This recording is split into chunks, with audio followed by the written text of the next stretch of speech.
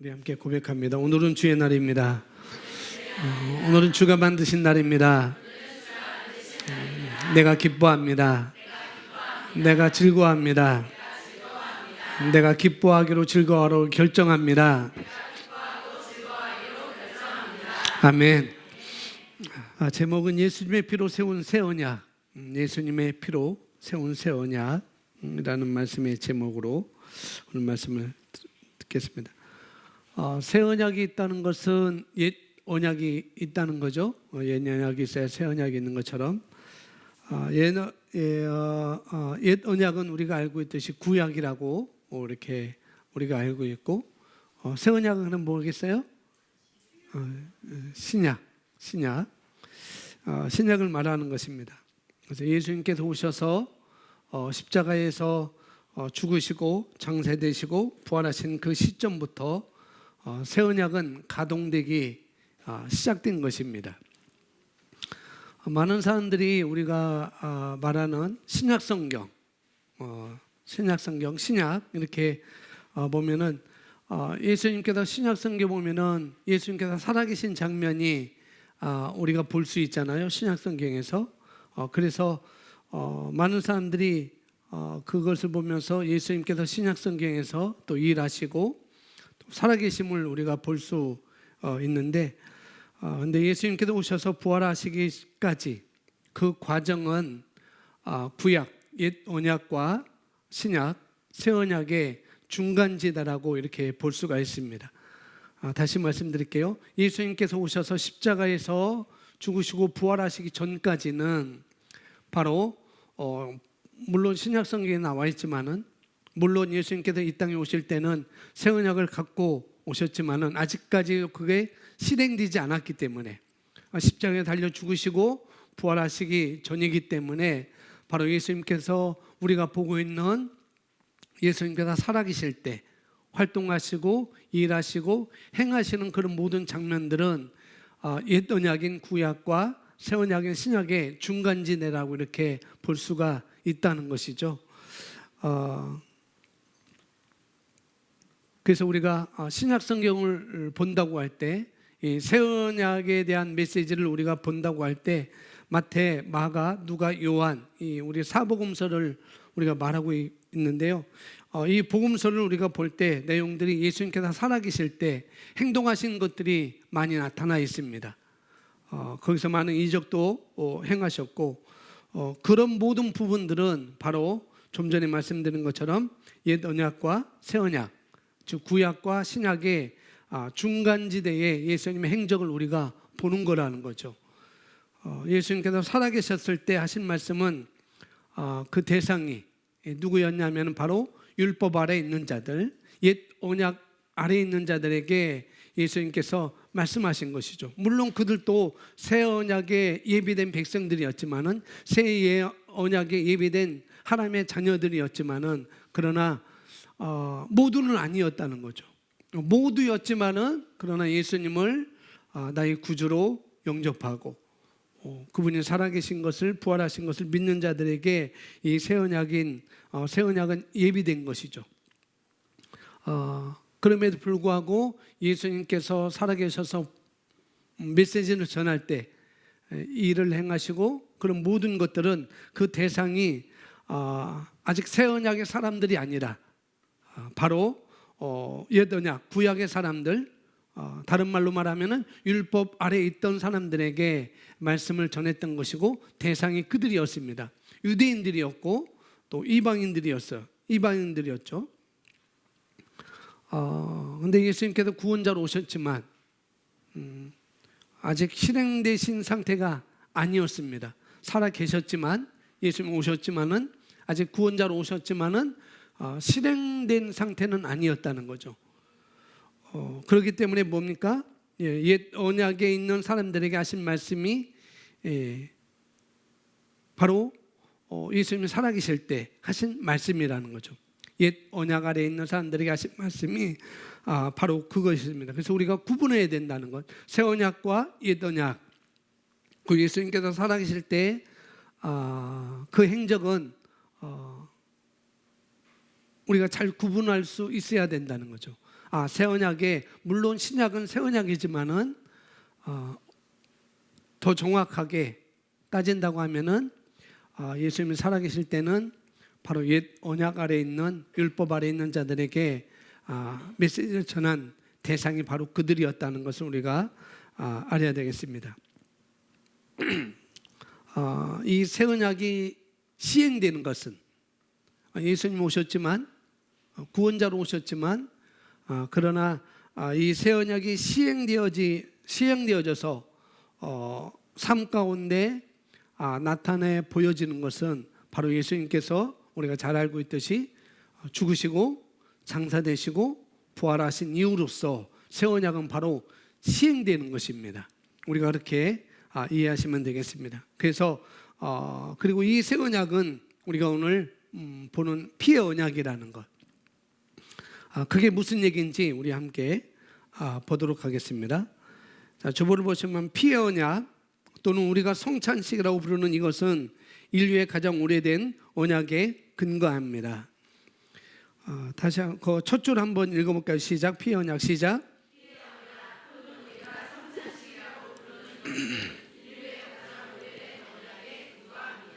예, 뭐냐면은 창세기 3장부터 이 피의 언약이 시작되고 있습니다. 우리가 잘 알고 있듯이 아담과 하와가 죄를 지었을 때 동물을 잡아서 아마 양이겠죠. 염소나 양이겠죠. 뭐 송아지일 수도 있겠고 그러나 그것을 잡아서 그의 가죽으로 옷을 해 입혔다고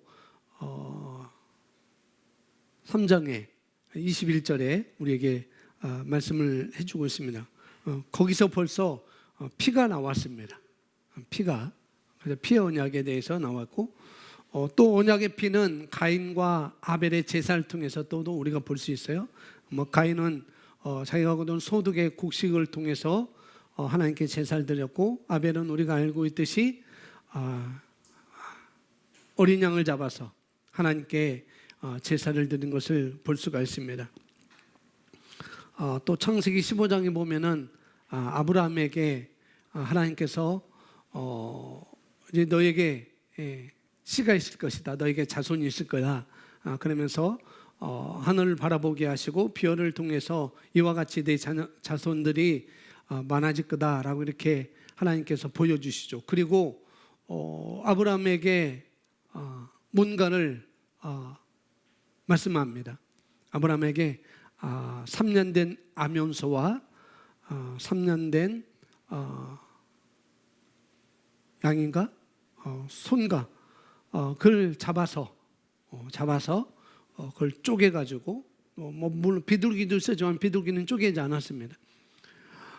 이런 암염소, 암소 이런 걸 잡아가지고 쪼개가지고 하나님께 제사를 드린 피의 언약이 바로 나오고 있고 또 모세를 통해서도 우리가 잘 알고 있죠. 뭐 아브라함은 물론 뭐 그런 것도 있지만 할례라는 걸 또 통해서 또 하나님께서 피의 언약을 또 보게 하셨고 또 모세는 우리가 히브리서 9장에 잘 알고 있듯이 구약에서는 염소와 송아지 피로 하나님께 제사를 드렸죠. 9장의 12절부터 그게 잘 나오고 있습니다. 염소와 송아지 피로 하나님께 제사를 드렸습니다. 그러니까 피의 언약은 아주 여기 나온 것처럼 인류의 가장 오래된 언약에 근거한 거라는 거죠. 오직 누구의 피로? 예수의 피로. 자기 피로 영원한 속죄를 이루사 끝났다는 거죠. 단번에 성소에 들어가셨느니라. 그런데 자기만 들어간 것이 아니라 예수님만 들어간 것이 아니라 우리도 하나님과 더불어 화평을 누리자 이렇게 말씀하고 있죠. 그래서 피의 언약은 아주 오래전부터 아주 창세기부터 온 것을 근거로 우리에게 보여주고 있습니다. 사람들이 다른 이와 피의 언약을 맺는 이유는 세 가지입니다. 첫째는 보존을 위해서, 두 번째는 뭐라고요? 보존하는 것이고, 세 번째는 사람들이 다른 이와 다른 사람들과 언약을 맺는 피의 언약을 맺는 이유.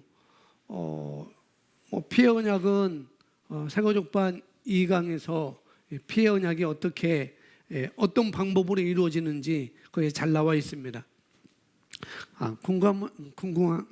궁금하신 분이 계시면 그거 보시면 되겠고요. 대체적으로 그냥 간단히 말하면은 피의 언약은 두 부족 간에 혈투 가운데 멸절하게 되어 있으니까 이제는 뭐 죽도 밥도 안 되니까, 싸워봤자 죽도 밥도 안 되니까 우리가 이기는 것도 아니고 또 이겼다가 또 질 수도 있고, 그러니까 도저히 안 되니까 부족의 멸절을 막기 위해서 피의 언약을 맺죠. 두 부족의 대표가 나와서 언약을 맺습니다. 언약을 맺는데 그냥 종이로 써서 맺는 게 아니고 종이로 쓰면은 찢으면 되잖아요. 찢어서 그냥 불에 태우면 끝나는 건데, 이건 모든 사람들이 보는 앞에서 대표가 나와서 칼을 가지고 자기 손바닥을 가르든지 자기 여기 팔뚝에 갈라서 피를 내게 해서 그 피를 받아서 한 접시에 받아서 이쪽 사람도 저쪽 사람도 그 피를 받아서 그걸 섞어 가지고 둘이 마시게 돼서 그런 피의 언약을 맺게 되는 것이죠. 그 피의 언약의 첫 번째 목적은 뭐라고요? 보존을 위해서. 보존을 위해서. 물론 강한 부족도 있을 것이고 약한 부족도 있을 것입니다. 또 강한 부족 같은 수준의 부족이 다 있을 것이고, 그런데 싸움에서 다 멸절될 수 있으니까 대표가 나와서 맹세하는 것, 우리 부족의 멸절을 위험이 있으니까 우리 부족의 멸절을 막기 위해서 서로의 어떤 피의 언약을 맺는 것입니다. 그래서 그 부족들은 보존을 위해서 자기 종족의 보존을 위해서 피의 언약을 맺는 것이죠. 또 하나는 보증하는 것입니다. 보증. 뭐냐면은 둘 중 누구도 상대를 이용하지 않기로 하는 거예요. 상대를 이용하지 않기로 하는 것. 피의 언약은 바로 거기에 있습니다. 이 언약을 맺으면은 서로의 이용할 수가 없어요. 자기가 잘 살려고, 자기 나라가 부강해지려고 이 언약을 세우면서 다른 나라와 함께 또 협력해서 이 나라를 치는 법이 없습니다. 그러면은 다 죽게 되는 것입니다. 그래서 보존을 위해서 보증하는 것, 보증하는 그런 언약을 맺는 일과 같다는 거죠. 셋째는 헌신적으로 사랑을 위하여 언약을 맺는 것. 우리가 말하는 결혼을 말하는 것이죠. 뒤에서 설명드리기로 하겠습니다. 자, 보시면 예수님이 그분의 제자들이 십자가에 달리기 전날 밤 함께 모여 있는 장면을 사도 바울은 증거합니다. 함께 고린도전서 11장 25절 있습니다. 시작.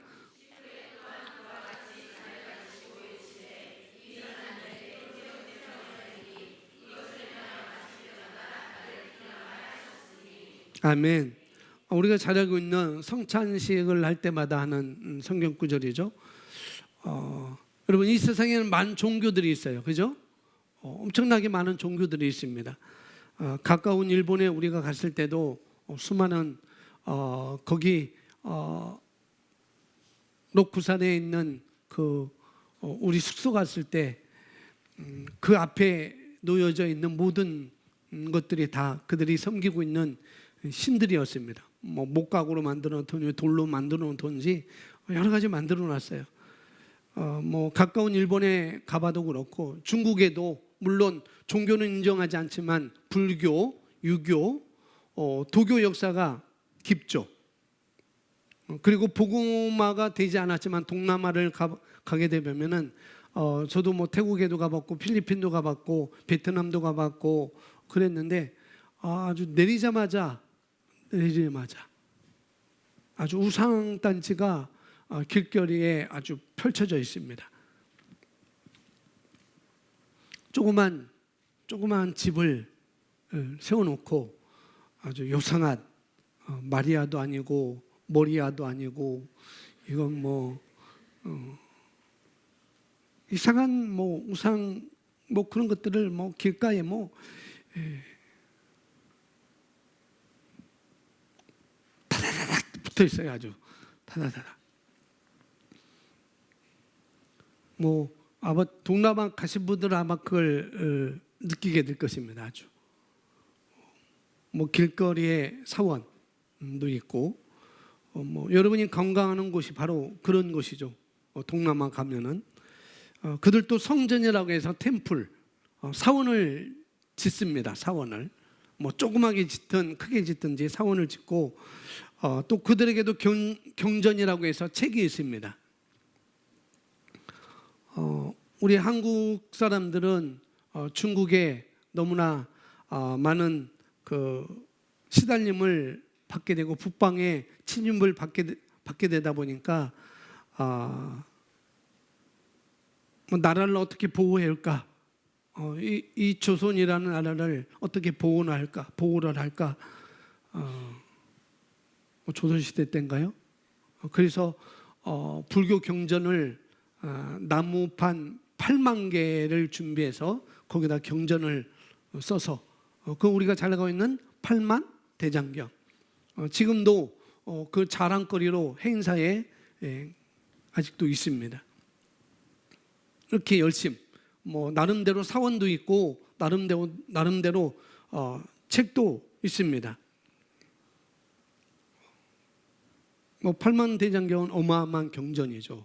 어마어마한 경전인데 이렇게 사원도 있고 나름대로 종교도 많고 사원도 있고 경전도 있고 또 거기에 따라서 또 많은 종교에도 열심이 있죠.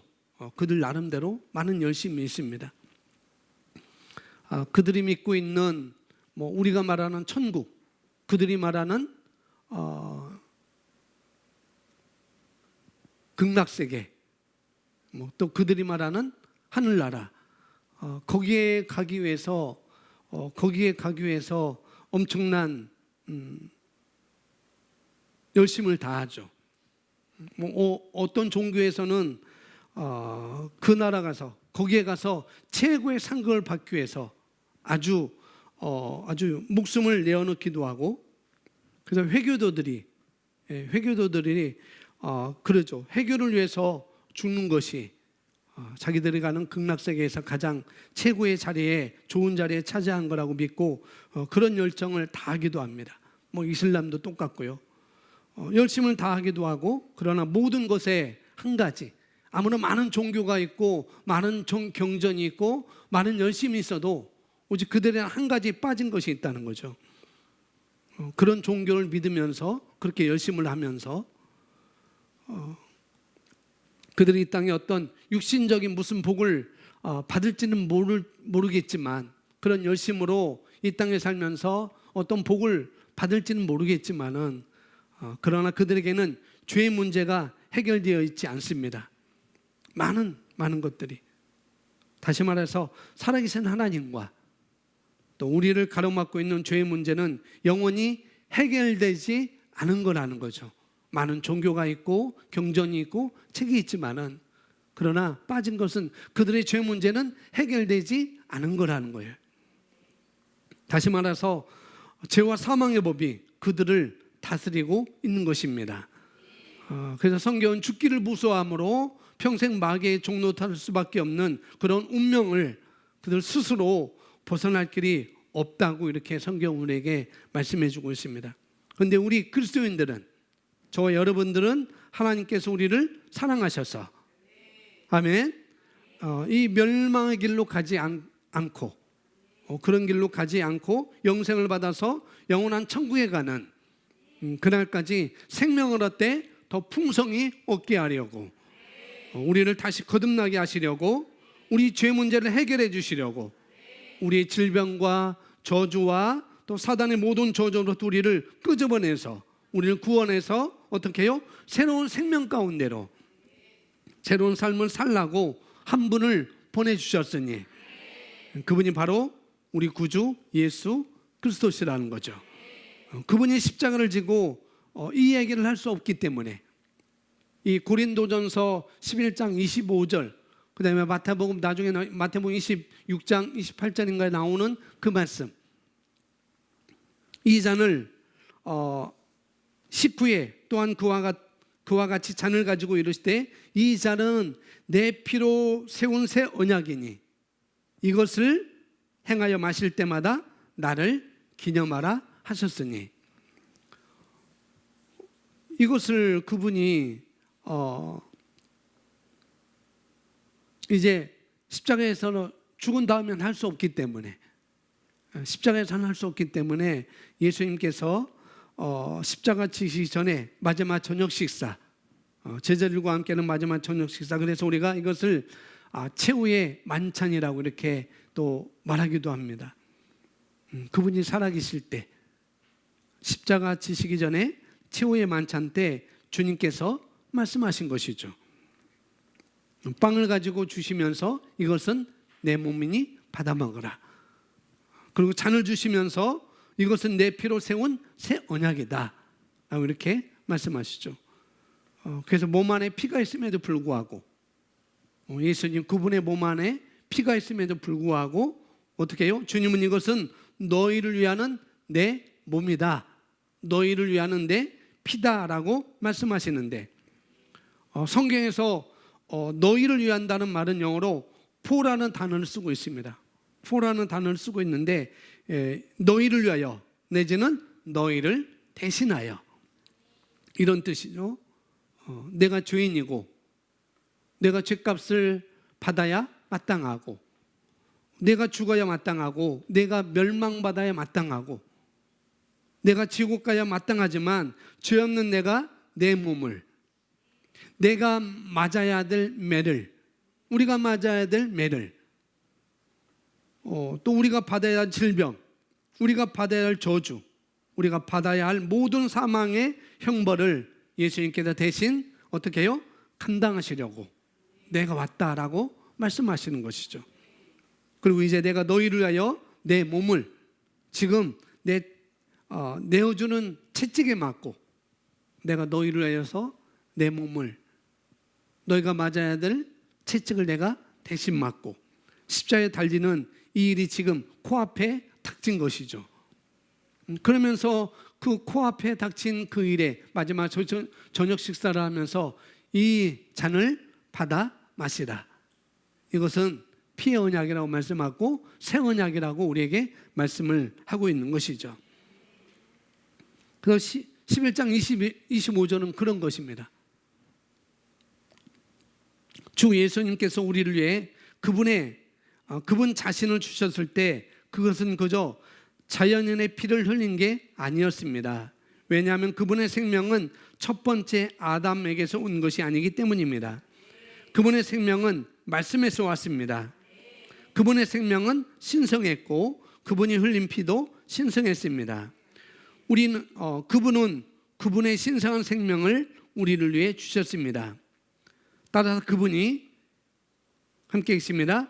이 잔은 내 피로 세운 새 언약이니 이것을 향하여 마실 때마다 나를 기념하라 하고 말씀하셨던 의미는 새 언약의 모든 조항이 그분의 피에 의해 봉인되고 보장되었다는 것을 뜻했습니다. 따라서 생명, 신성한 생명, 우리 거듭난 그리스도인들만 하나님의 생명을 가졌습니다. 멸망치 않고 영생을 얻게 하려 하심이라. 이 생명이라는 게 영원한 생명인 거죠. 그죠? 첫 번째 아담에게서, 그러니까 그분의 생명은 첫 번째 아담에게서 온 것이 아니기 때문에, 첫 번째 아담에게서 온 생명, 죽었다가 사는 이런 생명이 아니라, 여기 생명 있는 곳 뭐 아무것도 없네요. 여기 뭐 꽃이 있지만은 생명이 없는 것이고, 죽었다가 다시 사는 그런 생명을 말하는 게 아니고 영원한 생명이죠. 하나님께서 우리에게 주신 조의 생명, 이 생명을 주셨습니다. 왜? 죄의 값은 사망이기 때문에, 이 피만 죄를 속하기 때문에, 예수님의 가진 그 피만, 예수님이 가진 그 신성한 피만, 거기에는 생명이 있고 이것만 죄를 속하기 때문에 피만이 죄값을 지불하는 것입니다. 그래서 보면은 새 언약. 그래서 새 언약은 피의 언약입니다. 그래서 예수님께서 고린도전서 11장 25절에 말씀하면서 내 피로 세운 새 언약이다라고 말씀하고 있죠. 그래서 새 언약은 무슨 언약이라고요? 피 언약입니다. 마태복음 26장 28절에 그렇게 있습니다. 역시 나의 새 언약의 피라라고 이렇게 말씀하고 있습니다. 그래서 새 언약은 피의 언약이라는 것. 아까 말했지만은 새 언약이 무슨 언약이라고요? 피 언약. 누구의 피 언약? 예수님의 피 언약. 피로 우리를 사셨으니까. 그렇죠? 이 새 언약은 무슨 언약이라고요? 피의 언약이라고요. 아까 말했듯이 이 새 언약은, 신약은 피의 언약입니다. 그리고 이 언약은 다른 말로 뭐라고 얘기하냐면은 우리가 따라서 얘기하면 유언. 누구의 유언? 예수님의 피의 유언을 말하고 있는 것이죠. 자, 질문 드리겠습니다. 유언은 언제 실행되나요? 예, 죽은 다음에 그것이 실행되는 것이죠. 그 가치가 죽어야 되는 것이죠. 성찬식은 고린도전서 11장, 오늘은 성찬식 안 하겠지만은 성찬식, 그리고 5일날 6일날 우리가 침례 캠프 가는데 거기서 하는 침례식 다 똑같은 겁니다.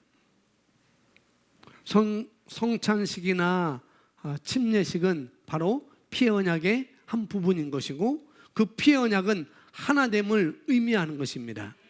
피의 언약은 뭐를 의미한다고요? 하나됨. 누구와? 예수님과 우리. 이걸 다른 말로 뭐라고 해요? 동일시라고 합니다. 동일시.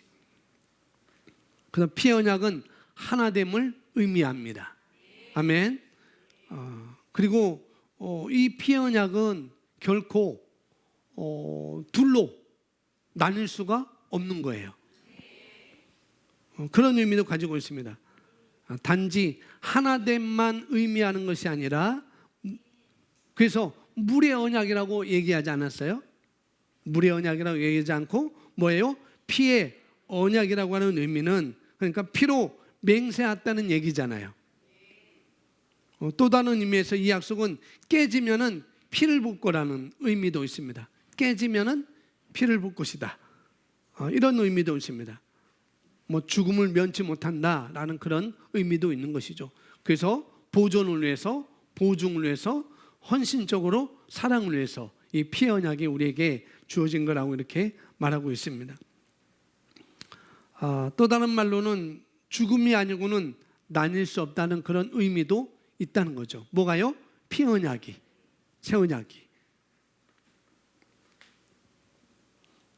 그래서 무언가 제물을 죽임으로 말미암아 그것으로 기념으로 삼는 것이기 때문에, 또 그것으로 제사를 지낸 것이기 때문에 예수님께서 피를 흘리신 것은 피의 언약의 제물이 되었다고 하는 것이죠. 구약의 창세기부터 어떤 제물이 피를 흘리는 것처럼 예수님의 피의 언약의 제물이라는 것은, 예수님께서 피를 흘리신 것은 바로 피의 언약의 제물이 되었다는 것을 말하는 것입니다. 예수님이 제물이 된 것이에요. 다시 말씀드려서 새 언약은 피의 언약이고, 이 피의 언약은 하나됨을 의미하는 것이고, 또 결코 둘로 나뉠 수 있다 없다? 없다는 것입니다. 결혼이라는 것도 피의 언약의 근거에서 하는 것입니다. 그래서 성혼, 손포시. 머리가 팥뿌리가 검은 색깔인가 흰 색깔인가요? 머리가 팥뿌리 될 때까지 나뉠 수 없는 것. 이게 바로 피의 언약인 거고, 우리가 결혼식에 성혼, 손포식을 하는 것입니다. 우리가 잘 알고 있죠. 그래서 결코 둘로 나뉠 수가 없는 것입니다. 그래서 예수님께서 잡히기 전 마지막 식사 하시면서 저녁 성찬은 바로 하나됨을 의미하는 것이고, 그것은 여기서 나오는 것처럼 제자들이 잔을 마신 것은 그 의미는 뭐라고요? 하나됨이에요. 예수님께서 왜 잔을 주셨는가? 예수님께서 왜 빵을 주셨는가? 내 몸이다, 내 피다라고 하면서 왜 주셨는가? 그것은 제자들과 하나됨을 의미하는 거라고요.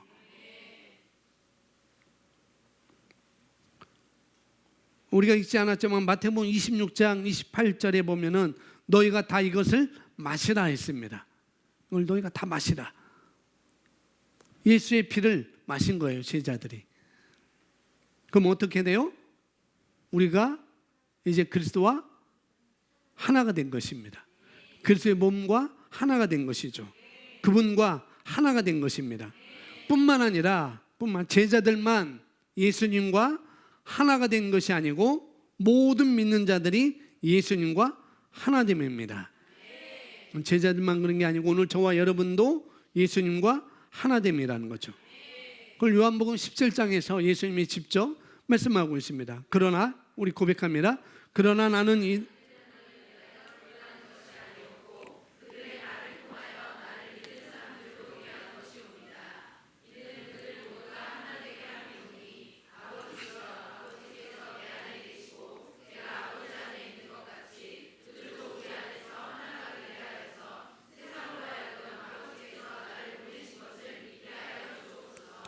아멘. 21절에 하나가 되게 하며오니, 그리고 그들도 우리 안에서 하나가 되게 하여서, 계속 하나됨을 말하고 있습니다.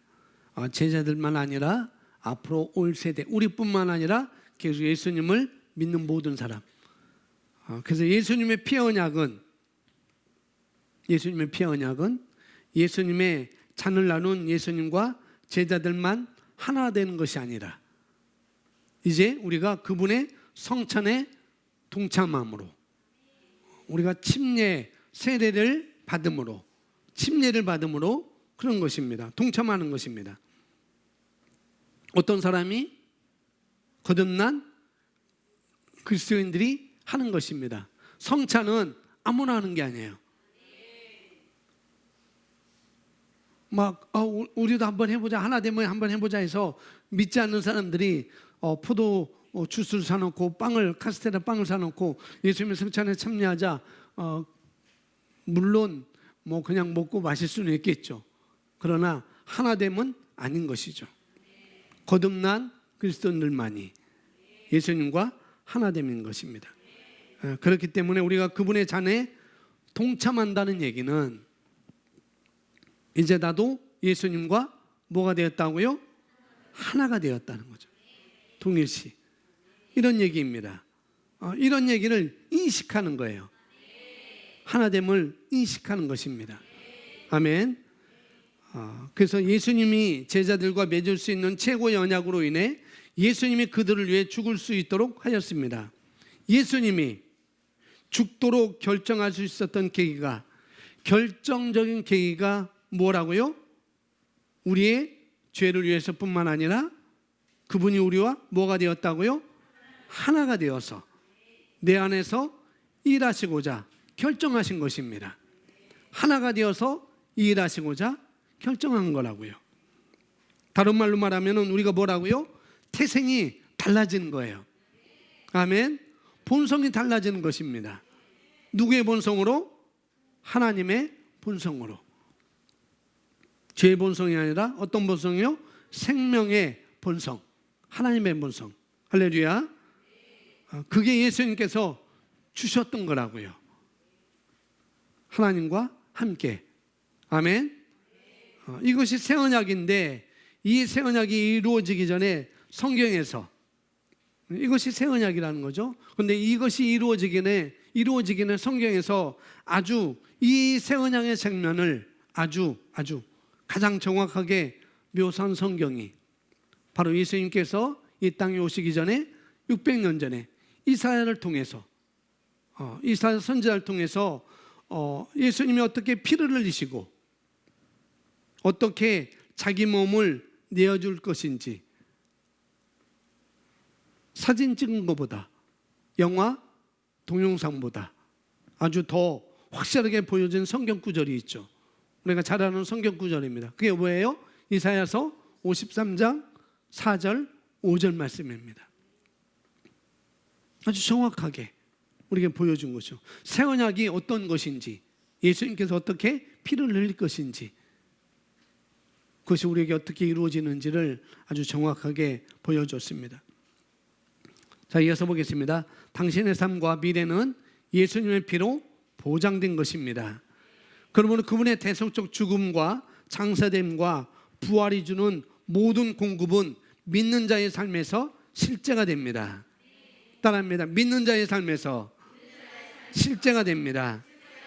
모든 공급은 믿는 자의 삶에서 실제가 됩니다. 아멘. 여기 보니까 우리 삶과 미래는 예수님의 피로 보장되었다고 말하고 있죠. 예수님께서 십자가에서 죽으심과 부활하심으로 모두의 인생이 마치 뭐로 설명드리면 종합 실비보험,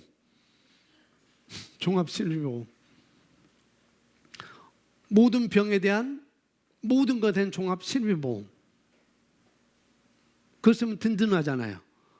모든 것이 다 실비로 될 수 있어요. 몇 세, 이런 경력이 있으면 안 되고 그런 게 없고, 그런 경력이 있어도 모든 실비가 다 보장되는 것. 이 땅에 그것만 있어도 너무나 좋잖아요. 근데 예수님께서 여기서 말씀하는 것, 우리 삶과 미래는 예수님의 피로 보장된 것. 그런 종합 실비보험보다도 더 이상인 것이 바로 예수님께서 피로 우리에게 주신 보장된 것입니다. 모든 것이 그렇게 보장된 거죠. 그 어느 것보다도. 어느 때든 보장받을 수 있는 것이 실비보험이잖아요. 그것 이상이라는 거예요. 우리가 알고 있지 못하기 때문에 그런 것이지만, 그래서 주님이 다 값을 지불하셨습니다. 나는 믿기만 하면 되는 거예요. 종합 실비보험 믿기만 하면 되는 거예요. 다 예수님께서 다 지불하셨어요. 하나님 나라에 통하는 믿음, 믿기만 하면 다 우리 거인 겁니다. 아멘. 이미 우리 것인데 믿기만 하면 이것이 말씀의 실제가 우리 삶 가운데 되어지는 것이죠. 아멘. 그래서 하나됨, 또 다른 말로 동일시라고 하는데, 여기 보면은 바로 누가 십자가로 가고, 누가 못 박혔고, 누가 장사되고, 누가 일어났는가 질문하고 있죠. 그 로마서 6장 3절부터 5절 말씀에 잘 우리에게 말씀해 주고 있습니다. 함께 읽습니다. 예수 그리스도는 예수 그리스도 안으로 침례받은 우리가 그의 죽으심 안으로 침례받은 것을 알지 못하느냐. 그러므로 우리가 그와 함께 받은 침례에 의하여 죽음 안으로 장세되었으니 이는 아버지의 영광으로 인하여 그리스도를 죽은 자들로부터 일으키심과 같이 우리도 또한 생명의 새로움 가운데서 행하게 하려 하십니다. 만일 우리가 그의 죽으심과 함께 섬겼다면 또한 그의 부활하신 모양과 같이 되리라. 아멘. 그의 죽으심의 모양으로 함께 심겨졌다면 또한 그의 부활하심의 모양과 같이 되리라. 예수님께서 십자가를 지고 가셨죠. 그 사건 우리가 다 알잖아요. 그죠? 골고다로 가실 때 예수님께서 십자가를 지고 가셨어요. 그 십자가를 지고 가실 때 누가 그와 함께 십자가를 지셨다고요? 내가 따라하십시오. 내가 그분과 함께 십자가를 지고 간 거예요. 그래서 동이시고 하나됨입니다. 그분만 간 게 아니고 내가 함께 간 것이죠. 예수님께서 십자가에서 손바닥에 못 박히실 때 누가 그와 함께 못 박힌 겁니까? 예, 나와 나의 죄 본성이 옛 본성, 죄가 그렇게 된 것입니다. 또 그분이 십자가에 죽었을 때 누가 죽은 거예요? 예, 우리가 죄로 말미암아 내가 죽은 것입니다. 나의 본성이, 죄의 본성이 죽은 것이죠. 그리고 그분이 땅속에 장사되었을 때 사흘 동안 누가 그분과 함께 장사되었습니까? 땅속에 누가요? 내가. 그분이 성령의 능력으로, 그분이 하나님의 능력으로 일으켜지심을 받을 때 누가 함께 생명으로 기능하게 되었죠? 예, 저와 여러분이. 이것을 우리 삶 가운데 실행되게 하는 것이 바로 성찬식입니다. 내가 그분과 함께 하나가 되었다는 것, 함께 죽고 함께 못 박히고 함께 장사되고 함께 일으킴을 받았다는 것, 그것이 성찬인 거고, 그게 바로 우리가 말하는 세례, 침례를 말하는 것이죠. 성경에 보면 사도행전 8장인가요? 그쪽인가요? 보면은 빌립이 많은 복음을 전하면서 많은 일들이, 많은 역사들이 일어납니다. 그런데 성령께서 빌립에게 어디로 가라고 하죠? 에디오피아 넷이 간다게가 어디를 지나고 있으니까 너는 그 마차에 함께 타라, 이렇게 예수님 말씀하셔요. 성령님께서 말씀합니다. 근데 이 에디오피아 넷이가 마차를 타고 가다가 어디 글을 이사야 글을 읽었어요. 이사야서 53장을 읽었겠죠. 이 글이 도대체 뭔지 모르겠다, 도대체 뭘 말하는지 모르겠다 라고 말할 때 빌립이 옆에 앉아서 이것은 바로 이런 거다. 바로 예수님께서 우리를 위해서 죄값을 치르게 된 것이고, 어떻게 피 흘리고 어떻게 된 것인지 설명해 줄 때 이 에디오피아 내시가 어떻게 말해요? 더 이상 뭐가 필요했겠느냐, 가다가 물웅덩이 있으니까 내려서 내가 침례를 받는 것이 마땅하다, 뭐 지체하겠느냐 라고 함께 내려서 침례를 받아요. 만약 세례라고 한다면 여러분 어디 가든지 기본적으로 물은 갖고, 우리 집사님도 물을 이제 갖고 와서 이제 조금씩 목마르니까 드시고 계시는데, 저도 이번에 25일 날 대관령 휴게소에서 양떼 목장으로 이렇게 해서 백두대간을 지나는 그 선자령이라는 정상에 2시간 반 만에 올라갔어요. 천천히 많은 분들과 함께 올라갔는데 거기에 물을 2개 갖고 갔죠. 가면서 물을 마셨어요. 근데 에디오피아 내시가 자기 나라 가면서 물이 없었겠느냐 하는 거죠. 마차에 물이 있었겠죠. 만약 세례라고 한다면은 에디오피아 내시가 나에게 세례를 주세요, 여기 물이 있으니까 그냥 여기서 툭툭 찍어서 빌립이여 내게 세례를 주세요라고 했을 것인데 그러지 않았어요. 성경 사도행전 8장에 보면은 물이 있는데, 물웅덩이가 있는데 뭘 지체할 수 있겠느냐, 우리가 가서 내게 세례를 베풀라, 침례를 베풀라라고 말하는 것이죠. 물론 저도 우리 교회도 장로교회고 제가 자라왔던 곳도 장로교회입니다. 저는 81년 12월 25일 성탄절 때 세례를 받았어요. 송택 목사님이라는 분에게 세례를 받았어요. 물에 찍어서, 무릎 꿇고 물에 찍어서 제가 세례를 받았습니다. 만약에 여기 사도행전에서 나오는 것처럼 세례를 받았다고 한다면 굳이 마차를 세워서 물로 내려갈 필요가 없는 거라는 거죠. 성경 그렇게 세례를 받았다라고 그렇게 얘기를 하지 않고 있습니다.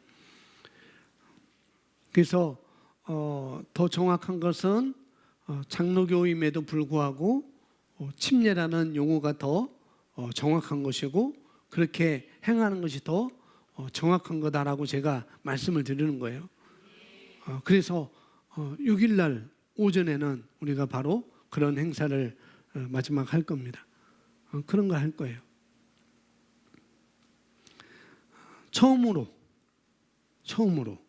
처음이자 마지막일지도 몰라요.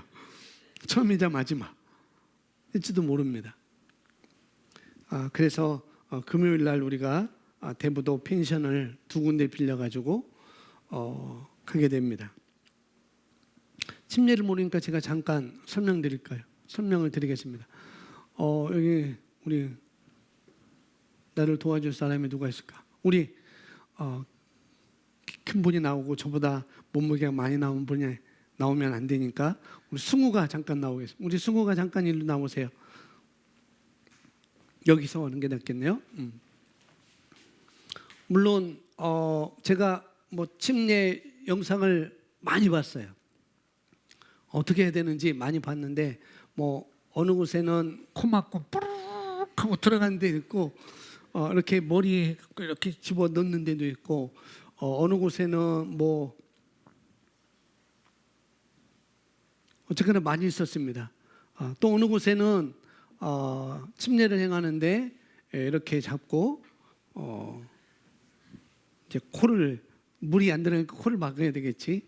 이렇게 해갖고 자, 이쪽에 놨겠어요. 자, 힘 빼고 이렇게 뉘우는 거 물속으로. 떨어진다. 괜찮아. 목사님 다 잡아줄게. 자, 이렇게 옆으로 뉘었다가 뽀로로 들어갔다가 이게 장사된 거. 그리고 조금 있다 나오면 바로 나오면 안 되니까 3일 기다릴 수 없고 다시 나오는 것이 바로 뽀로로 나오는 것이 바로 그게 침례입니다. 내가 함께 십자가로 가고 함께 못 박혔고 함께 장사됐고 함께 일으킴을 받은 것. 그것이 바로 침례로 하는 거거든요. 그래서 나오면 뭐가 돼요? 새로운 피조물. 얘가 누구예요? 승우가 아니고 새로운 피조물이 된 겁니다. 그렇게 물속에 들어갔다 나오면은 우리 박수. 됐습니다. 그래서 약 지금 4명 한 15명 정도 이렇게 신청이 된 것 같아요. 15명 신청이 된 것 같은데 우리 집사님께서 김 집사님께서 가장 먼저 받으시고 신청하셨죠? 우리 김혁 집사님께서 가장 먼저 받으시고 제 옆에서 함께 제가 놓치지 않도록 우리 집사님도 옆에서 함께 등을 쫙 함께 해서 꼬르르 뽀로로 했다가 다시 꼬르르 나올 수 있도록 옆에서 이렇게 도와주면 되겠습니다. 바로 그거예요. 물속으로 이렇게 빠질 겁니다. 물속으로 수영장에서 들어갔다가 이렇게 장사된 거고 조금 있다가 나오는 것이 그것이 부활한 것. 침례를 통해서 세례가는 그 정확하게 이 동일시 하나됨. 이 로마서 6장 3절부터 5절에 있는 말씀을 정확하게 세례를 통해서는 표현할 수 없어요. 그래서 그것을 정확하게 침례를 통해서 정말 내가 이렇게 하나가 되었구나. 내가 이렇게 살아났구나라는 것을 우리가 한번 실행하는 것이죠. 그렇게 받으면은 잊어버리지 않습니다. 이 찍어 바르는 것 가지고는 이 하나됨, 이 죽으심, 장사되심, 부활하심을 확실하게 갖지 못해요. 그러나 진짜 물속에서 들어가서 하고 물도 좀 마시고 이렇게 나와야 이게 그런 거구나라고 우리가 확실하게 가져갈 수 있는 것이죠. 내가 이렇게 예수님 이렇게 살아난 것처럼 내가 이렇게 살아났구나 라는 거 우리가 가질 수가 있는 것입니다. 아시겠죠? 새 생명으로 새 사람으로 우리가 태어나는 것입니다. 이어서 보겠습니다. 당신이 삶에서 원하는 것 중 그분의 피가 부담할 수 없는 것은 없습니다. 정말 어떻게 이런 단어를 쓰셨는지. 그래서 고린도전서 3장 21절에서 성령님은 사도 바울을 통해 만물이 다 너희 것임이라고 분명히 선언하십니다. 할렐루야. 믿음으로 서 있기만 한다면 만물이 다 너희 것입니다. 다 하나님 거라고 말씀하시면서 21절에서는 만물이 다 우리 거라고 이렇게 선언하셨어요. 성령님께서. 그래서 우리는 믿음으로 서 있기만 하면 되는 거예요. 아멘. 여러분이 믿음으로 서 있기만 한다면 놀라운 인생, 좋은 인생, 여러분이 원하는 모든 좋은 인생을 하나님이 여러분이 원하는 좋은 인생, 하나님이 디자인한 더 좋은 인생, 최고의 인생을 우리가 살 수 있는 것이죠. 믿음으로 서 있는 거예요. 그런 거. 그래서 성령님은 당신에게 힘과 지혜와 용기와 건강뿐만 아니라 더 많은 것을 주셨습니다. 그분은 모든 어두움을 당신에게서 우리에게서 거두어 가시면서 그분의 놀라운 빛으로 우리를 옮기셨습니다. 주님의 빛이 저와 여러분의 빛이 되어버렸어요. 그게 동일시 하나가 된 것입니다. 어둠, 곧 삶의 고통과 불행과 부정적인 것들에서 뭐 되고? 단절되고. 아멘. 그리고 빛, 곧 그분의 사랑하는 아들의 영광스러운 왕국으로 옮겨진 것은 그분의 뭘 통해? 피를 통해, 피의 언약을 통해, 새 언약을 통해 이루어졌습니다. 우리가 빛의 왕국, 빛의 왕국, 어둠의 왕국. 과거에 우리가 여기 말하는 어둠의 왕국에 살았지만 이제 우리를 사랑의 아들의 나라로, 빛의 왕국으로 우리를 옮기셨습니다. 그래서 우리에게는 이제 어둠이 없어요. 죄의 결과로 온 모든 안 좋은 모든 것들, 뭐 여기는 쓰여 있지만 아픔이나 질병이나 뭐 저주나 뭐 우울함이나 가난이나 두려움이나 좌절이나 이런 것들은 다 어둠에 속한 거예요. 바로 우리는 이 어둠에 빠져나왔기 때문에 이런 것들은 다 거두어 가시고 이제는 힘과 지혜와 용기와 담대함, 탁월함, 신성한 건강뿐만 아니라 더 많은 것을 우리에게 주셨습니다.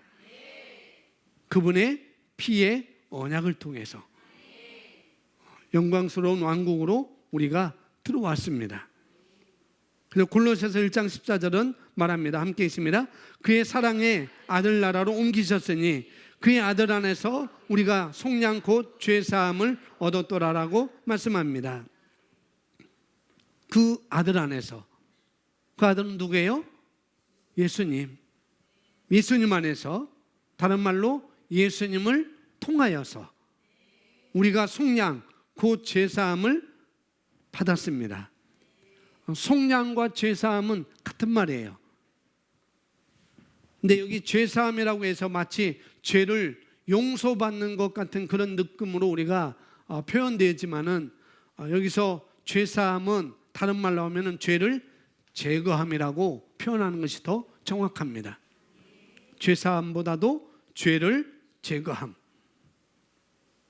그래서 속량, 죄를 제거함을 얻는 것뿐만 아니라 우리는 시온에서 태어났을 뿐만 아니라 빛의 왕국 시온에서 살아가고 있습니다. 아멘. 우리는 시온에서 살아가고 있다는 것. 우리는 사랑하는 아들의 영광스러운 왕국으로 우리가 옮겨졌어요. 그래서 우리는 성공을 보장받았습니다. 우리는 삶의 승리자입니다. 삶의 번영은 보장되었습니다. 우리가 성찬식에 참여하여 잔을 마실 때마다 우리의 침례를 통하여서 세례를 통해서 이것을 의식하십시오. 아멘. 따라합니다. 나는 영 안에서 하나님의 본성으로 거듭났습니다. 나는 그리스도 예수 안에서 새로운 피조물입니다. 나는 빛의 왕국에서 태어났습니다. 아멘. 그렇기 때문에 저와 여러분의 삶은 영광이고 승리인 것이고 성공인 것이고 번영이요 그리고 축복인 것입니다. 아멘. 할렐루야. 우리 기도 우리 다 같이 읽겠습니다. 시작.